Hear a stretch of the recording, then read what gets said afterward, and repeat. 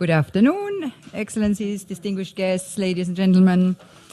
Thank you for being here, and I'm pleased to welcome you to this General Assembly side event on partnering with the private sector, how data can improve humanitarian response. We still are waiting for more colleagues to join us, but another event is running late, so I think we should get started. My name is Ursula Mueller. I am the Assistant Secretary General and Deputy Emergency Relief Coordinator in the Office of the Coordination for Humanitarian Affairs, commonly referred to as OCHA. And I'm very pleased to be joined by a distinguished group of panelists to deliver opening remarks in this session. To my left is Ms. Raina Baus, Vice Minister for Development Cooperation of the Kingdom of Netherlands. Great that you are here. And on my right is Monique Paria, Director General of the European Civil Protection and Humanitarian Aid Operations, known as ECHO. Great you're here, Monique. And finally, seated on the end of the table, Ms. Sanda Ojiambo, the Head of Corporate Responsibility of Safaricom. Great to welcome you here from Kenya. Today we aim to highlight and explore some of the innovative ways that humanitarian and private sector organizations are working together to respond to humanitarian needs and emergencies. And we will focus on specifically on how the sharing and use of data can help build local capacity to prevent, prepare for, and respond to and recover from crises. My background is in economics, so as I'm an economist, I firmly believe in the value of reliable facts and figures. It is of utmost importance that humanitarian decision making is based on and driven by a high quality and accurate and timely data. And one of the consequences of the information technology revolution is that more data is available now than ever before in human history. And there are few places left on Earth where there where an at least rudimentary connection to the internet is not available. And more than 5 billion people, that is 2/3 of the world's population, now have access to mobile services, and more systems and sensors, and people come online each day. So we have an enormous opportunity, but also an enormous challenge. The opportunity lies in using these new technologies and data sources to inform our decisions and improve the lives of affected people. But the challenge lies in obtaining and sharing data from hundreds of sources amid the chaos of a humanitarian emergency. It is for these reasons that OCHA established the Center of Humanitarian Data, which opened 9 months ago in The Hague. And I'm grateful to the government of the Netherlands for supporting and hosting this Center for Humanitarian Data. The center is dedicated to increasing the use and impact and the sharing of data in humanitarian response. And among other activities, the Center for Humanitarian Data is an open platform for sharing data from a range of partners across multiple sectors and crises. As the humanitarian data exchange has grown, this center has grown in the last 9 months, we have started to see the potential for new insights and improved situational awareness in some very difficult contexts. For example, as part of the response to the Rohingya refugee crisis, OCHA worked with the International Organization for Migration to combine satellite and drone imagery with other data sources to determine variations in elevation. And equipped with this knowledge, our partners were able to identify refugee camps that were most at risk for flooding in Cox's Bazar in Bangladesh before the rainy season began, saving the property and also the lives of people who have already been through much suffering. However, we must recognize that the private sector is in many respects more advanced and experienced and definitely faster when it comes to these issues. We need the support of the private sector to accelerate our progress and take advantage of new sources of data.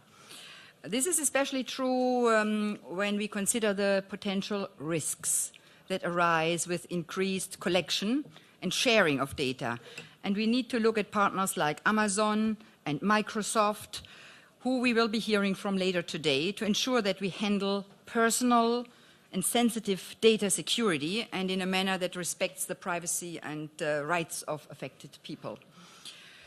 As the United Nations Secretary General Antonio Guterres said earlier this month, and I quote, "The private sector is driving much of the progress," end of quote, "of the new technologies, and it is also incumbent upon the United Nations to work in partnership, be humble, and continue to learn." And we need to learn a lot from the private sector as government officials or United Nations officials. The Connecting Business Initiative, or CBI, and I'm happy to have a representative here from Sri Lanka. The Connecting Business Initiative is a very dynamic example of how UN agencies engage across the humanitarian and development spectrums together with the private sector. Launched by OCHA and UNDP at the World Humanitarian Summit in May 2016 in Istanbul, the Connecting Business Initiative is a multi-stakeholder commitment to remove unnecessary barriers to collaboration and to more actively capitalize on the strengths of each other for actors to bring to the table. Last year, 8 of the 13 private sector networks, which were supported by the Connecting Business Initiative, responded to emergencies in their respective countries. And among other activities, these networks participated in joint needs assessment, channeled financial and in-kind contributions, built information systems, and rebuilt critical infrastructure. And later in the session, we will hear some examples, one from Mexico and one from Sri Lanka, of how the Connecting Business Initiative networks and their partners have supported emergency response and recovery efforts. But let me first now give an opportunity to the opening panelists to deliver their remarks. And I would like to invite Vice Minister Boyce. The Netherlands is home to a robust and active information technology sector and has been a strong advocate of the use of data and technology in humanitarian operations. And indeed, the government of the Netherlands very generously supported the establishment of the Center for Humanitarian Data in The Hague. Madam Vice Minister, the floor is yours. Thank you very much. And ladies and gentlemen, friends, I'm really pleased to see that discussions around the use of data are now integral part of meetings like this on the UN General Assembly. Because we are slowly moving out of the, I would say, wild, wild west regarding the collection, treatment and use of data. We all agree innovations around data provide tremendous possibilities, but we also need to address the risks of innovations and address concerns. For example, as political institutions, we need to better understand the potential and the risks of predictive analytics. Which political processes, actions and financial transactions would be required in the humanitarian sector if certain events can be easier predicted? Working with data and working based on data are key priorities for my country. We believe that by improving our database, we will be able to strengthen our analysis and thereby take better informed decisions.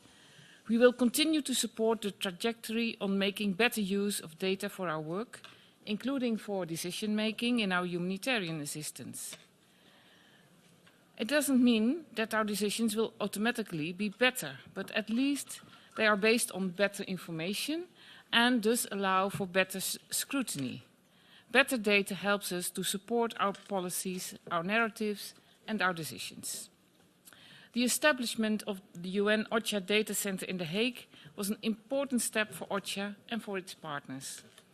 We are pleased to see that the center is flourishing, expanding, bringing stakeholders, including universities and private sector together, launching new initiatives.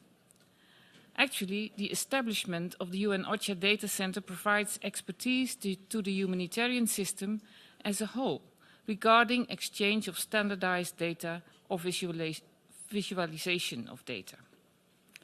Clearly, in its short existence, the establishment of the data center has already created a new buzz and new synergies around its core activities: data exchange, standardization of data, and data use. It's a promising start, but the center looks further than that. It's working on data literacy and data privacy, and we need to do more. We have to find ways to demonstrate the usefulness of open data for analysis and decision-making for our governance institutions. For example, by improving our prediction and response of events such as natural disasters. Random data collection just for its own sake and just because we have the technical possibilities will undermine confidence and trust in openness and sharing of data, since people want to know how specifically their data is being used.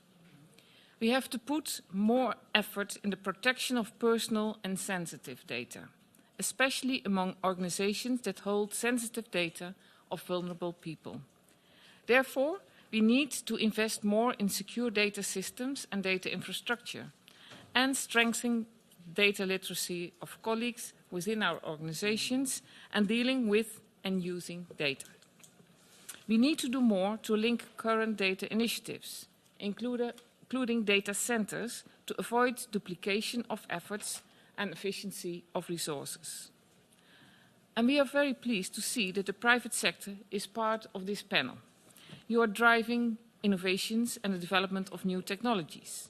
You are enabling new ways of working in reaching and helping people affected by conflict or disasters.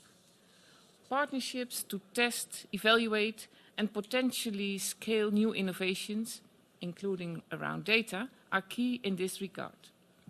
But you also face questions from people around how to work with personal data.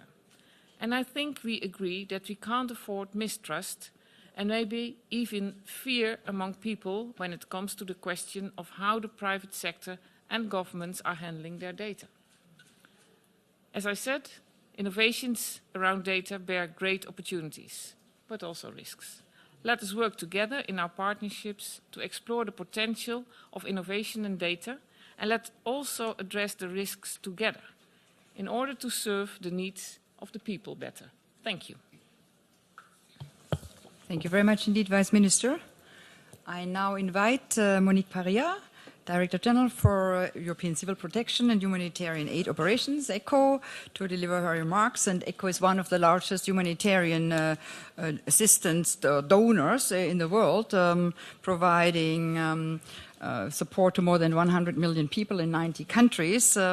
And you're also a leader in promotion of new development, new technologies and public-private partnerships. Over to you, Monique. Many thanks, Ursula. And I'm very happy to be here today, and I would like to thank you for organizing this panel, and I would like to thank you for two reasons. One, because of the topic, and I will come back on that, but also for having the first female panel have met in this. So, congratulations. Because I must say most of the panel are very male-oriented. So, sorry, gentlemen, but that was my my small feminist comment. But thank you anyway. Everybody is welcome, and I'm glad to join this discussion today that tackles actually two strategic topics. One is how we can get the private sector better engaged in the humanitarian assistance, and secondly, how we can better collect, share and use data for the same purpose. So I don't think these are two separate topics. It's actually one single topic with the same objective, which is to increase the impact, the efficiency and the effectiveness of the provision of humanitarian assistance in the context of complicated settings, but also of increasing conflicts and increasing demands and reduced financial capacities to address it. So that's why we need to get more actors involved and to make the best use of new technologies, of what the digital industry can provide, and also of a better utilization of data so that we can be more efficient. I think in the private sector has a lot to offer, and I would like to give you just a few examples where we do think that the private sector can really support our efforts to respond to crises. In the logistics sector, for instance, in the donation of goods and materials, in the provision of technical expertise. And in that respect, I would like to express the support to the Connecting Business initiative, which is partially funded by the EU Humanitarian Aid Department of the European Commission, which I'm heading. Businesses can also use their technological expertise to develop new products and solutions for humanitarian assistance with greater cost effectiveness. I'm thinking about, the drone industry, or about the whole data industry. We'll come back on that. About energy solutions, also for the provision of energy in refugee camps, data also expertise when it comes to the assessment of climate change changes or evolution. So there are a wide variety of areas where the private sector can help. And this is why the EU has taken initiatives to incentivize humanitarians, businesses and scientists to jointly develop such new solutions and products. And I would like to give you an example, which is the Innovation Prize on Early Warning for Epidemics, that is based on the use of data. It was recently presented in Geneva, and its objective is to develop an early warning system to forecast and monitor vector-borne diseases such as malaria or the Zika virus. It will integrate data derived from Earth observation, climate and environmental phenomena that contribute to creating the necessary conditions for that, for instance, rainfall or temperatures or humidity, for these kinds of diseases to thrive. So I think this is a clear indication of what kind of initiatives we want to support, and we think that can be extremely useful to help us predict and mitigate also possible humanitarian impacts. And this initiative will combine both the field of health and Earth observation, so which are two disciplines that at first sight don't necessarily have to deal with each other. I would like, obviously, also to highlight the very crucial role data have for humanitarian operations. For instance, for achieving a more consistent and accurate picture of the scales and of the problems people affected by crisis, humanitarian crisis can face. So that's clearly an area where we need to collect data and as early as possible. It's also important for ensuring that decisions about response are properly informed by that understanding. So the more data we have, the better data we have, the more anticipated data we have, the better we are equipped also to design and tailor our answer, and also assess the financial cost of that. So I think there's a need for greater consistency in the way problems are framed. While obviously data cannot in itself address the issue of resource allocation, it is a necessary condition for effective prioritization, as I said, appropriate response and assessment of effectiveness. The third element I would like to highlight is the impact of digitalization on data. Availability of more data, more reusable data, availability to move data around the world in record time, the interconnectivity of systems is very, very crucial for that.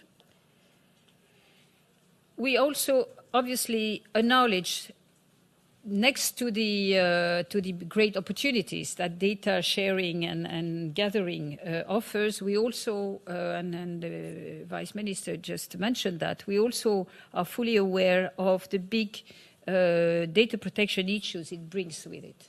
And that's also why we need to work collectively to make sure that the data that we, as humanitarian community, will handle, that we have a very secure way of managing them. We are helping, it's even more crucial in our policy area than in any other area where it is particularly sensitive. Nobody wants its own data to be, shared with people we don't want them to have. But it's particularly valuable when you deal with vulnerable people that are by definition vulnerable and put their trust in you. So if they don't have the assurance that they can put this trust in us, then it's the complete failure of the whole humanitarian sector. So this is why it is so important that we properly address this issue of data protection. And the EU is very forward in this respect, and I think in a way setting the rules in the area of data protection. Last point I would like to say is I would like to welcome OCHA's commitment to capitalize on these developments and working to reduce duplication in data collection and analysis. I think I don't think the issue is that we don't have data. I think we have a lot of data, but we have a lot of data in different places, collected by different organizations with different systems that don't talk to each other. And I think what we need to do is not to recreate in all parts of our respective houses, communities, or whatever, organizations, but to really work together to ensure that the systems that we are building are interoperable, that we can work on the interconnectivity of the systems, obviously on a need-to-know basis, that not everybody needs to have the same data, but when an organization needs some data, there's a way to get this data rapidly and to use it for the intended purpose, and that we work more on improving the efficiency between what is already existing than in reproducing collection and management of data in many places. So thank you, OCHA, for taking that on board, and we stand ready to help you with that. Thank you very much. Thank you so much, Monique. And I would like to hand the praise you gave for the establishment of OCHA's Humanitarian Data Center to someone whose vision it was and who put a lot of effort into it. It was our former director, Gui, former director of OCHA, who really was looking ahead how to use technology, and I want to just recognize you. She's now the resident coordinator in Sudan. Thanks very much, Gui, for having this vision. Ms. Sanda Ojiambo is a veteran of the UN system, but you have moved to Safaricom, which is Kenya's leading telecommunication provider. And there she manages the social innovation, sustainability, environmental management, social policy, and corporate social investment portfolios. Safaricom was one of the first companies to launch a mobile banking service, the M-Pesa, which allowed millions of people who don't have bank accounts to move money and send electronic cash to one another. We would like to hear from you, Ms. Ojiambo, to share your insights and how we can learn from the success story of Safaricom. The floor is yours. Thank you. Thank you, sir, and thank you, everybody. You said the word veteran. It makes me seem like I've been here for a while. But I did spend a little bit of time in UNDP and working in Somalia and South Sudan. But so I'll speak, on behalf of Safaricom, which has been said as a mobile operator, and a little bit perhaps about private sector and what potentially roles could be, as well as perhaps how we can partner better. So I think, first of all, let me start from the perspective of the Sustainable Development Goals and the call to action that it's given for private sector, which I think is very important around really looking at how we do need to do business very differently. I think private sector for the longest time has been involved in humanitarian assistance from a corporate social investment perspective. I think the call now is really to look at how you can apply your products, services, technologies, people, and innovation to really driving humanitarian assistance forward. And that's really the perspective in which I talk. For us, we always say that business cannot succeed when society is failing. And I think for us, society also encompasses the displaced, those in humanitarian crisis, and those who just are not home, which is essential. But having said that, and looking at data and how we apply it, and reflecting on perhaps, I come from Kenya, two of our largest refugee camps, Dadaab and Kakuma. Data is a fantastic thing, but data also dehumanizes. So as we look at how we put together possible responses, I think our little bit of caution is that, AI and analysis will always give us fantastic responses on the ground. The humanitarian part of it will restore dignity. And that's where I think we need to find that match between the two and come up with perfect solutions.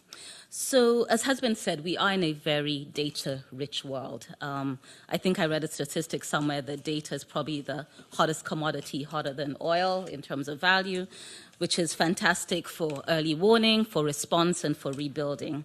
One of the challenges we probably face is the regulation around the use of that data and how it then applies to, has been said, sensitive humanitarian situations. In Kenya, where I come from, as I said, I think we're actually having a lot of challenge around data privacy, what you can do with data, anonymized or not. So whereas, ironically, we're probably very advanced in terms of telecommunications, we haven't really been able to maximize what we can do with data to be able to drive the humanitarian response. We have some fantastic solutions, but really haven't gone into anything like predictive analytics or early warning as much as we would like to. I think the call here really is for organizations such as OCHA and other entities working in humanitarian response to perhaps make a case for this with regulators to look at how we could, respond to the situation slightly differently. I think that'll really make a very big difference. As has been said, I think there's lots of opportunity for the private sector. What would be really important, I think, is to have this kind of dialogue where you bring private sector in at the very beginning to ideate, to co-create, and to look at how technology can be applied across situations. I just want to highlight three specific areas that I do think private sector could be involved in. The first is actually advocacy and really driving some responses around that. There's some powerful business coalitions. They're in development. There's the B team, for example. There's the UN Global Compact that I think can help add voice and amplify certain messages. Secondly is really looking at technical support, products and services, as has been mentioned, and I think that's critical. Coming from the world of technology, perhaps what I'll highlight and what we've been able to do in our countries, three key initiatives. First, working in partnership with Ericsson, UNHCR, and Vodacom, we've actually been able to develop a platform that has helped reconnect refugees, very anonymized, based on nicknames, memories, etc. People are able to reconnect. Platforms. It's called Refugees Unite. We never really get full data on how many people reconnected because I think that's private, but I have heard lots of fantastic reconnection stories. I think the second one, and the one that we often forget, is how we use our data to actually improve quality of service. I think it's very important in any humanitarian response to be able to have exit data. A lot of data is focused on what do we do when we get there. Our question is, what do you do when you're leaving, and what sentiment have you left behind? Very critical to be able to also analyze your response thereafter in exit. Service delivery, I think, is fantastic. Where I come from, as has been said, there's a lot of work that has been done around mobile money and how mobile money can be used for cash transfers, for transferring value, for allowing choice in everything that displaced people may do in a refugee situation. I'll close by talking about 3 things I think we can do better as we embark on this partnership discussion. First is I think that there's a real need for both sectors, the private sector and the UN, to speak the same language. I find that that's probably one of the biggest challenges, and just really, putting the person in the middle that we're responding to and really learning to speak the same language. Design together, I think, is really important. One of the panelists also mentioned the need for interoperability. In a world where you have multiple mobile operators, what you do not want is fragmented responses by operator. I think that's an absolute waste of resources and actually an absolute waste of time as well. Finally, I think, and this might be a little bit controversial, I think that a lot of private sector resources have gone into response. I do also think it's a time to have private sector response into investment into early warning and predictive work, perhaps working a lot more closely with public sector and agencies as yourself, so that we can refocus where we put our energies and not have to get caught in a continuous cycle of humanitarian assistance. Thank you very much. Thank you so much, particularly for your last call for investment in early warning and prevention and rather responding to disasters. So this concludes our opening panel, and we will now turn to the interactive discussion portion of our session. I'm pleased to introduce 5 more panelists, and we are moving a bit more towards gender balance. We will start with Ms. Lauren Bateman from the American Red Cross, who is the Information Management Response Specialist. Welcome. Mr. James Devine with Amazon Web Services. You are a Solutions Architect, a great title. Excited to hear from you. Mr. Luis Fernando Gomez de la Maza from Transparenta.mx. You are the co-founder and Chief Executive Officer. Mr. Firzan, or your nickname is Hashim is the Country Director in Sri Lanka, at the Asia Pacific Alliance for Disaster Management. And finally, Ms. Jane Mesek from Microsoft Philanthropies. You are the Senior Director of Global Programs and Partnerships. Very happy to have you here. Let's get right into our questions. I'd like to start by asking James from Amazon and Lauren from the American Red Cross to reflect on your experiences and tell us how data and emerging technologies like predictive analytics are being used to improve humanitarian operations today. Over to you, James. Sure, thank you.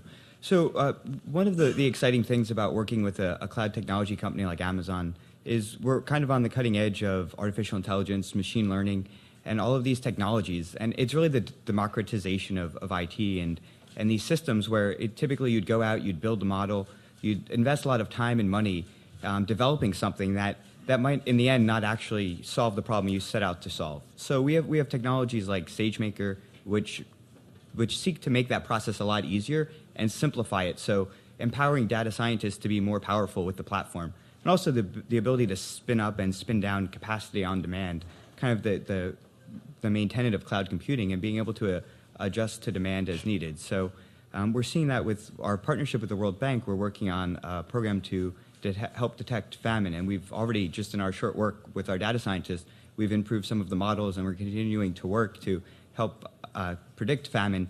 So to that point of being able to predict and not respond, it's great if we can identify things before they become a problem and then work to rectify them, as opposed to waiting for famine to hit, and then it's a lot higher economic impact and more expensive than that predictive could be a lot easier to do.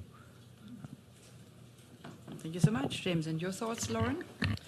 Thank you. I work with a much larger team of information managers, mostly on international responses, but a colleague of mine recently was working, I believe, with Facebook in the aftermath of Hurricane Maria in Puerto Rico, and trying to explore how predictive analytics would deal with population movements, evacuations from coastal areas.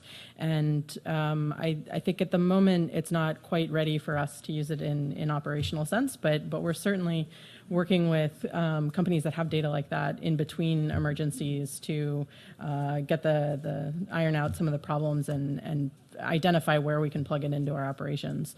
And then I'm a big fan of some of the simpler data solutions as well. I recently deployed to the DRC for the Ebola outbreak, and being able to, just put burials that the DRC Red Cross was conducting on a map and trying to see whether or not burials that we weren't able to perform, either because they were done before we showed up or because the community wasn't really excited about us performing a burial, trying to identify those geographic areas so that we could send community engagement teams there, I thought was an interesting use of data in that response. Oh, thank you so much. In the meantime, we were also joined by another lady on the panel, Ms. Asako Okai, Assistant Administrator and Director of the Crisis Bureau at the United Nations Development Programme. Welcome. You will provide the closing remarks. So my next question is to Jane from Microsoft, and then also to Hush from the Asia-Pacific Alliance for Disaster Management. What kind of data and technology does the private sector uniquely have access to, and that can be deployed to help prevent, prepare for, and respond and recover from humanitarian emergencies? Over to you, Jane. Thank you. Thank you for having us and hosting this event. I'm going to tell a little bit of story about our journey over the past 3 years. Like many companies, we responded solely to natural disaster. And 3 years ago, we took a step back and said, as a company, we have the obligation to partner and to bring the benefits of technology to all people, and that includes those that are impacted. So we spent a lot of time assessing how we could engage across preparedness, response, and rebuilding, and what assets we can bring, whether it is cash resources, technology, expertise, and voice. You had mentioned voice as being very important, and we do believe in the power of voice. So I think when we look at it, we look at how can we bring and enable others to use technology and data. We don't necessarily bring a lot of data to the table. Telecoms, my colleague MasterCard, others bring a lot of consumer-based data, but we do have a lot of expertise around that. So we think about tech capacity building for humanitarian organizations and how we can build the ability for NGOs and UN organizations to adopt and use technology and use data and build platforms and build policies to protect the security and privacy of that data at time of crisis. We need to democratize the use of this data and support the adoption for the humanitarian crisis. We also look at how you deploy at time of response. And again, we're big believers, you don't want to respond with new technologies or new systems at a crisis time. You need to prepare and you need to have things ready to go. But we can bring to the table a lot of our expertise. We deploy our Microsoft consulting services, for example, in request to do break fixes as well as develop new solutions. We actually, in Maria, we developed a damage assessment solution to help collect offline data assessment that could be aggregated in the cloud later to assess how we can better respond and make decisions of disaster. Again, data is mainly about how do we use data to make better, faster decisions at time of crisis, and how do we prepare for that. And of course, I love Sanda's focus on the beneficiaries. At the end of the day, it is about the people, and how do we help those people with not only their immediate needs, maybe with connectivity, access to information, access to resources, but also their longer-term livelihoods, and how can technology play a role there. James, you noted AI. We just launched our AI for Humanitarian Action program this week, and the partnership with World Bank, where Google, Amazon, and Microsoft, we've left our brands at the door to support the World Bank project and using predictive analysis around food insecurity. And that's a great partnership that's just starting. So I think we all can bring our unique abilities and technologies and expertise, but I think it has to be in partnership and mostly in the preparedness. Thank you. Thank you so much, Jane. Hush, your thoughts on that? How do you use predictive? Yes, I think data and technology has a competitive advantage, is actually a competitive advantage to the private sector. But at the same time, it's also a life-saving data, a life-saving tool for many of the humanitarian agencies. It would be good to see how it could be matched. There is enough of data on ground, but what is the data that you could make use of for humanitarian agencies, whether it is in preparedness, whether it is in response, or whether it is in mitigation. If you look at the data which is available, whether in form of apps, there are taxi hailing apps in Sri Lanka which has produced enormous results in humanitarian in humanitarian support. And if you look at also the stocks which are available in the supermarkets right around, they share with us, and you can actually locate how much of items there are in a particular area through that stocks. And you would look at a hazard calendar and see what stocks are available in different supermarkets and so on. But what is important here is that at a local level, how can the local companies get together?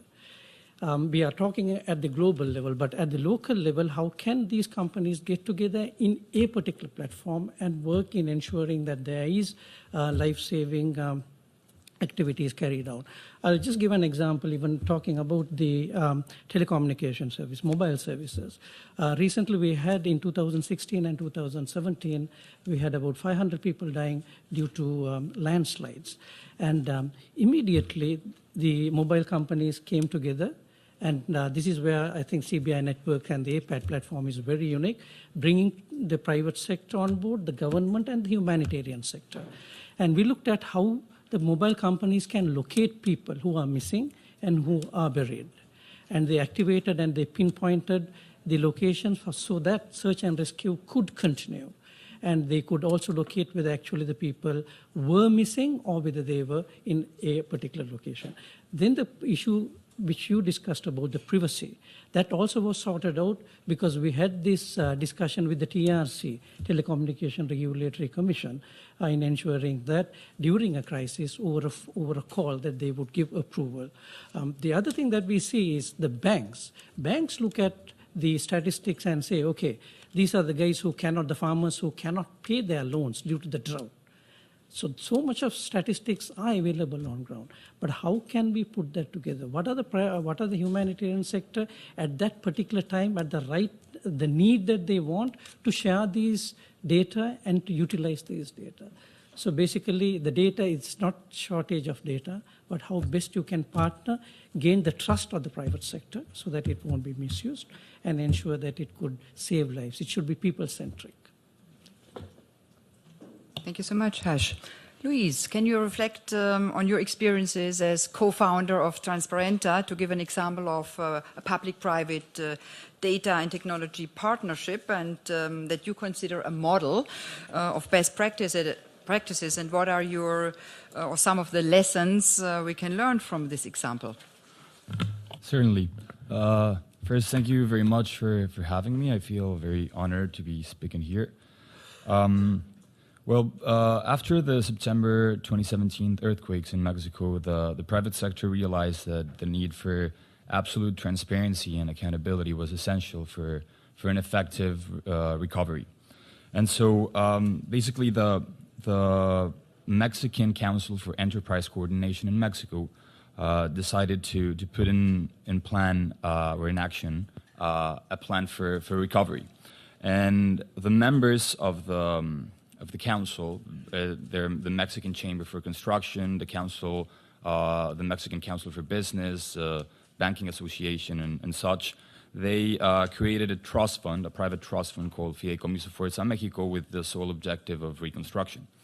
And so what the private trust fund did was get together donors such as General Motors, Cinemex, Clip, Coca-Cola, and different construction agencies such as Échale a tu Casa and Construyendo to develop and put in place different reconstruction projects and rebuilding projects across 8 different Mexican states.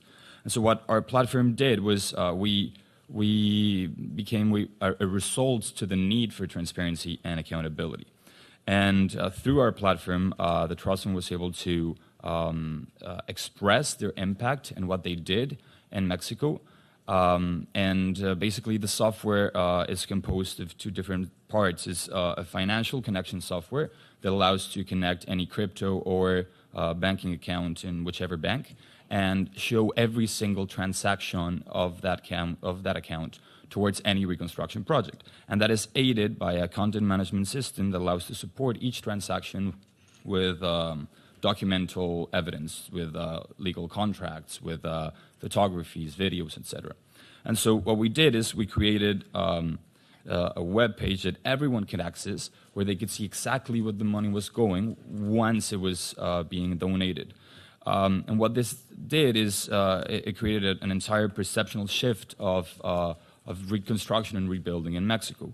The impact was Fideicomiso Fuerza México was able to multiply 416 million pesos raised as donations and make them into more than 1 billion pesos applied in reconstruction projects.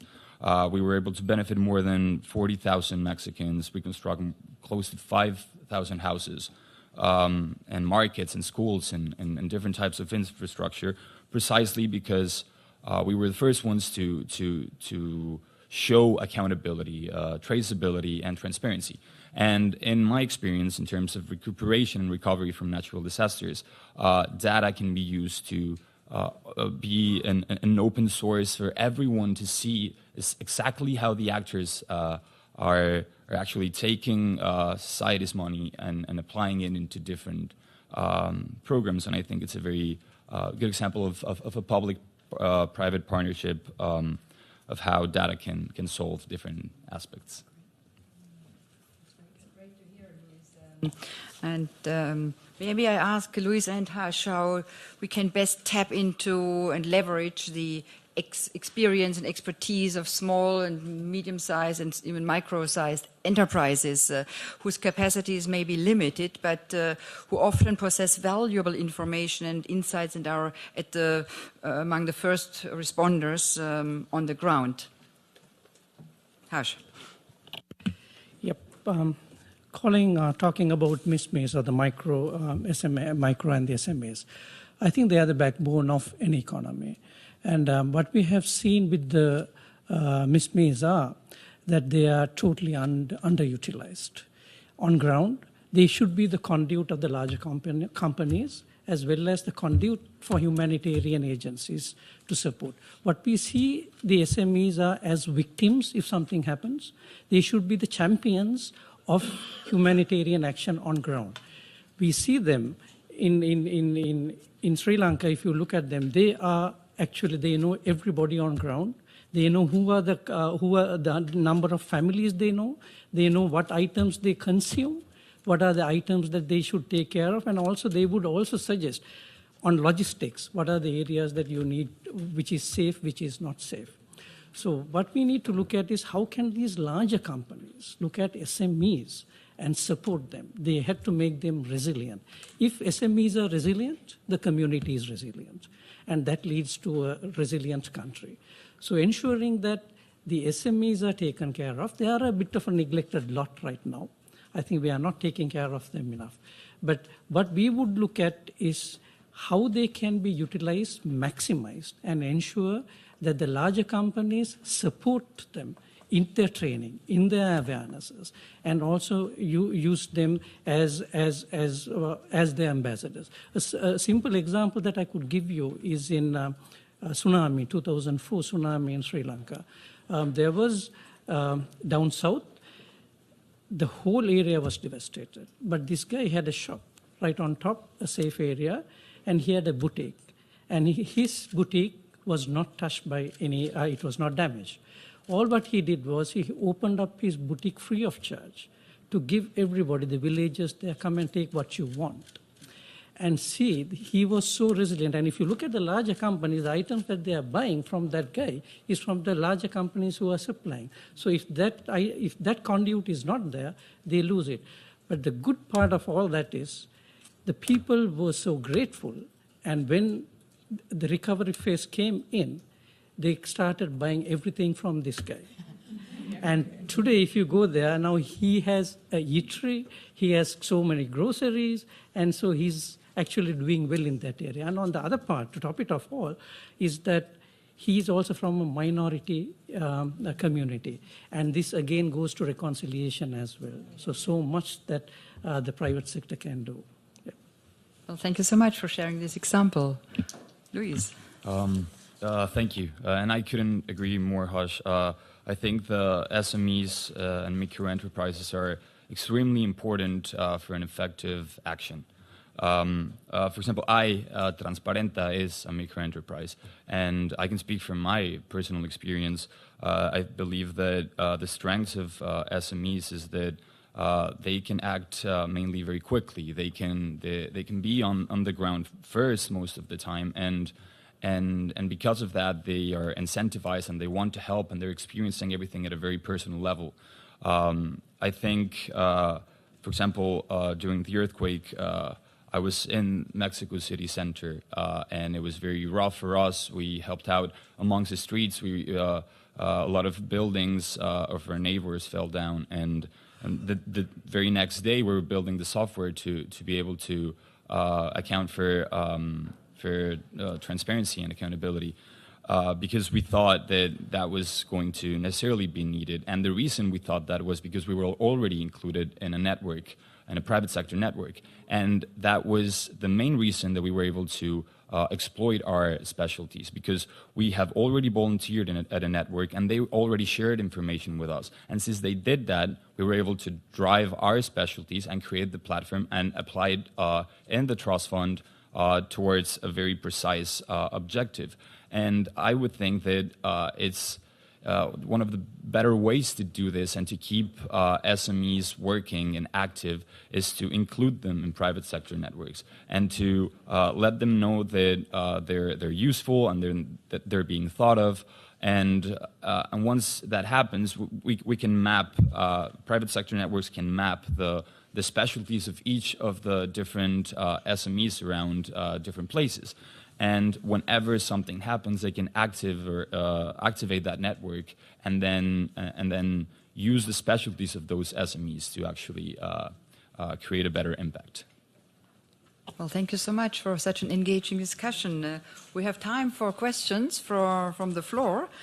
So please raise your hand if you would like to ask a question and identify yourselves to anyone here on the panel. YC. Well, thank you very much for a very interesting panel, and thank you for allowing males to make remarks. I have three very brief remarks. The first remark is in relation to data that is missing.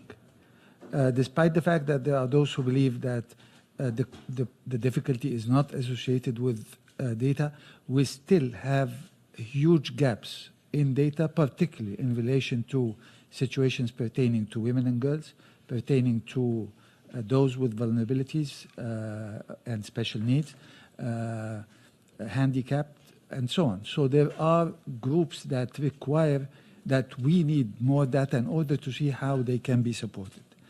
The second point is, I think, much deeper in relation to data as it links to needs assessment. And this was one of the issues that was discussed in details during the World Humanitarian Summit preparatory process.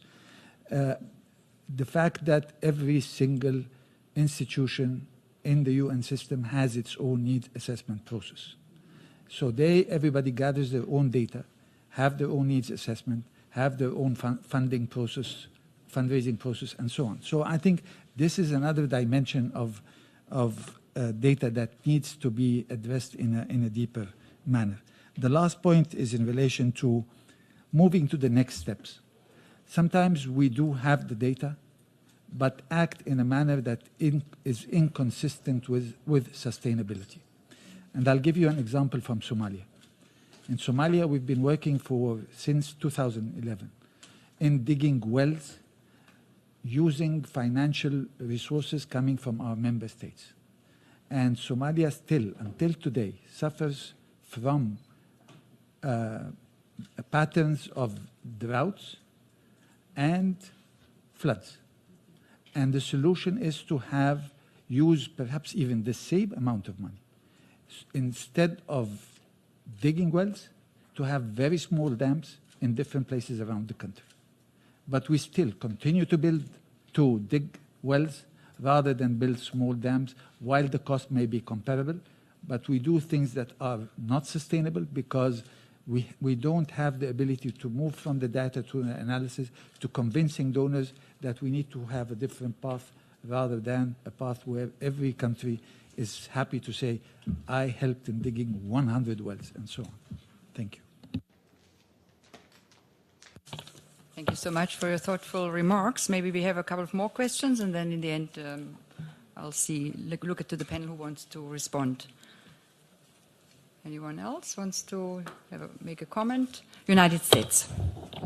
I just want to commend the organizations, the agencies here, and the private sector companies for the work that they're doing. I mean, I think I'm really inspired by the creativity and the efforts that you're putting into improving the efficiency and the impact of our operations. And that is a critical need that we have. If you listen to a lot of the presentations this week about how the humanitarian appeals almost everywhere aren't sufficiently funded, there's not enough donor resources to go around, every single thing that we can do that increases the efficiency and the impact of our operations enables us to reach thousands and thousands more beneficiaries. So this is a really, really important effort.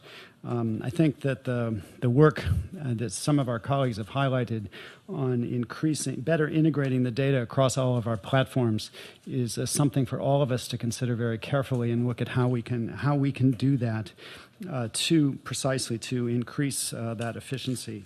And of course, we must keep in mind that some of the data we have to protect carefully because some of it involves individual beneficiaries. So that's a challenge that's out there. But everything that you're doing in terms of predictive analytics is hugely, I think, has huge potential for us to deal with various humanitarian crises, natural disasters.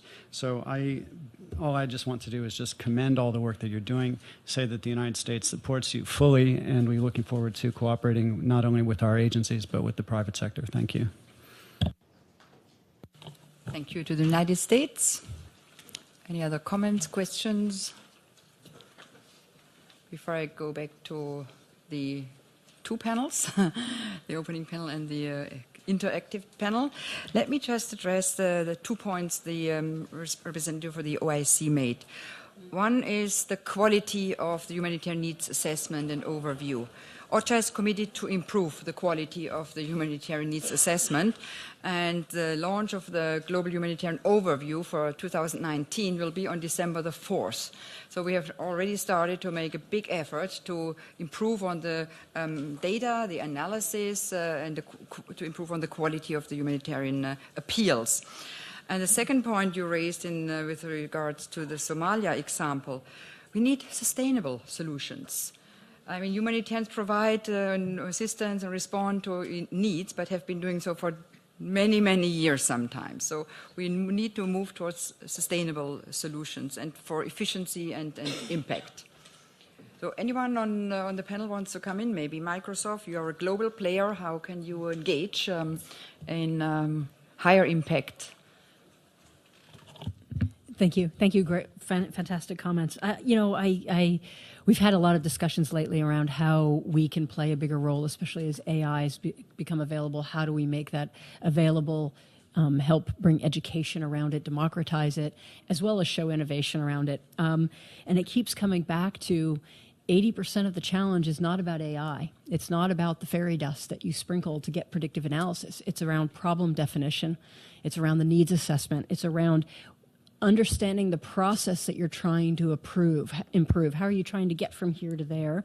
And what can data and AI help change that process and improve that process? And then, of course, the quality of the data you bring together.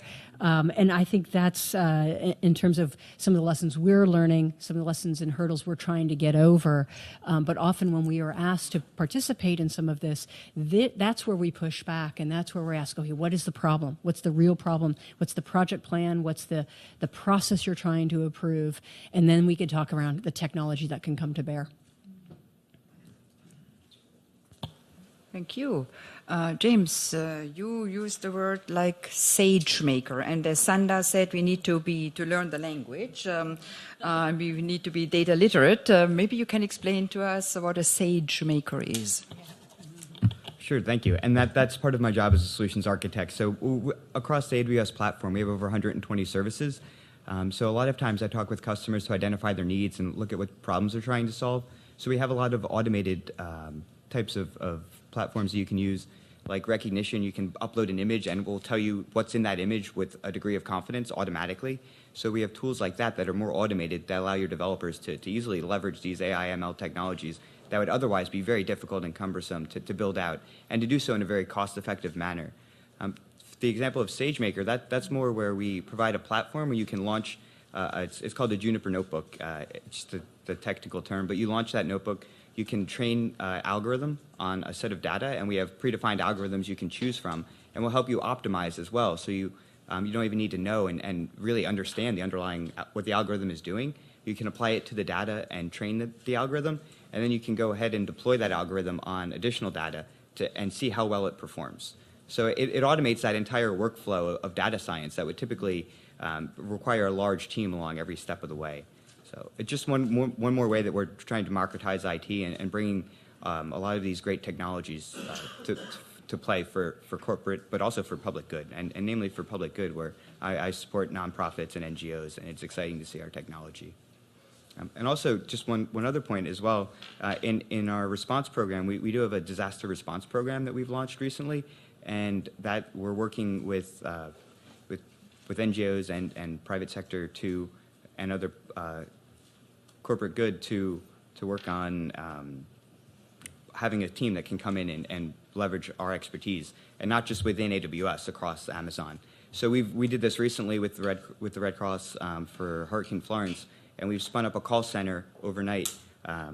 We're able to use our Amazon Connect service, and we've got 115 AWS volunteers to man the phones, and we answered 500 calls over that exercise. So that was just a small pilot of this program. So there's, I think, a lot of great potential to do good. Great, thank you so much, James. Anyone from the panel wants to respond or further questions? Otherwise, I just want to sum up. It's been really an extremely interesting discussion. I learned a lot, and I'm sorry that we must now bring it to a close. I'd like to ask our audience in joining me to thanking all of our discussants for their valuable insights. Before handing... Yeah.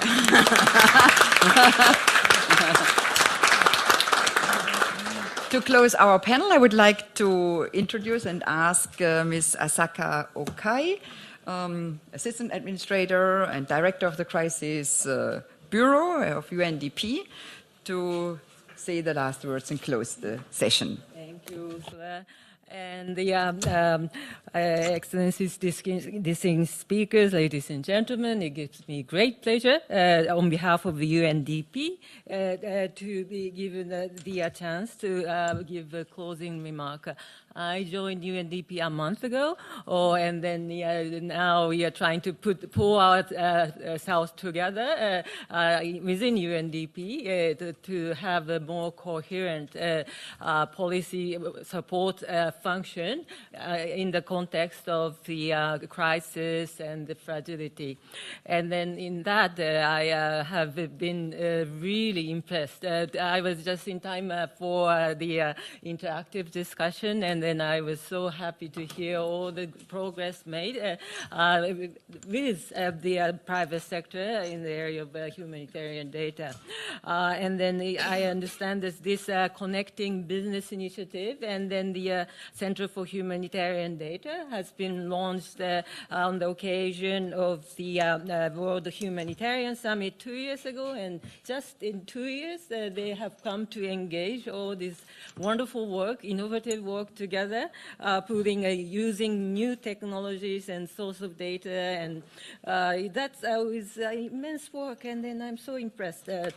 So this will definitely make a good foundation for the way forward to use of the data in humanitarian decision making and address the needs of affected people in recovery efforts. And then just to thank the OCHA Center for Humanitarian Data. I heard that the Center center support with data access and from Somalia to Bangladesh, Haiti to Philippines. More than 180 organizations are sharing data on the center's humanitarian data exchange platform already. And then that's going to be improved the day by day. And then I would like to emphasize that the private sector's role in this is immense, as we just heard from the panelists. But this is just the new start. The private sector's role as an indispensable partner had not been widely recognized. That's why this kind of event is very important. So we must emphasize more and more and engage more private sector to come up with the innovative solutions and use of technology and so forth. With their on-the-ground networks and expertise and ability to swiftly adapt and innovate, companies play an integral role, actually. And then we ensure the lives and assets are saved and nation can recover from shocks more rapidly. And also, importantly, the private sector contribute to the resilience of affected communities where it can avoid market disruption due to conflict and disasters. So that's where the role of the Connecting Business Initiative. This is one of the first joint partnership between UN's development humanitarian arms with the private sector. And then this provides a clear entry point for the private sector to collectively engage in disaster reduction, emergency preparedness, and also response and recovery, all the spectrum of the issues. And then I would like to take this opportunity to welcome the commitment of the 13 private sector networks, already a member of the CBI, that had become the critical or already in a response. They have, out of 13 private sector networks, 8 had been already engaged and responded to the emergency in their respective countries. And they participate in joint needs assessment, channel finance, in-kind contribution to emergency response, build information system, and rebuild critical infrastructure. Our intention of CBI is to increase this network from 13 to 40 by 2020. I hope as many the countries would, and then private companies would choose to join as a member of CBI. And then also, just as we speak, there is the Philippine Disaster Resilience Foundation, which is a CBI member, is actively participating in relief operation in areas impacted by the super typhoon Mangkhut. And Philippine private companies were also able to prepare themselves for the onslaught of the typhoon with this foundation's Emergency Operations Center, the first of its kind in the world to be run by the private sector. That monitors hazard around the clock and provide risk analysis. So in conclusion, I should say once again that this is inspiring moment. The foundation is there. So it's without doubt that we should deepen the partnership between ourselves and the private sector and respond to crisis in the years to come.